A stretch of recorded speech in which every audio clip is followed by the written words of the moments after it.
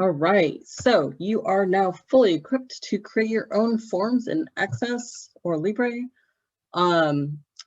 Make sure that in the PowerPoint, you do download the PowerPoints and check the notes section because I have a lot of extra notes in there and links, especially for our Libre folks.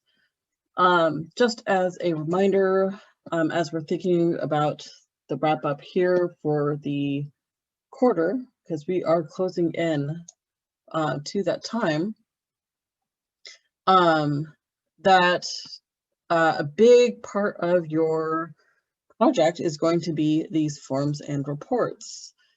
So you are to create 3 forms minimum. At least one of these should use a subform. We learned how to do that tonight. At least one of these should use the control box.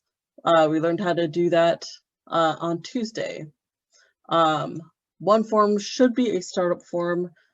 There's an exception for that for our Libre folks, in that you cannot create the startup form in the same way. And so I will talk to you guys about that in class. And then they should not look like the output that is simply created by the wizard. There is a GUI system that has wizards, but we want to get beyond that, even if you used it as a starting point for creating your forms. Okay, we want to make sure that these are professional, that someone would want to hire you based on the type of output you can create here. Okay, so keep these requirements in mind as you're thinking about what you want to do in your own data.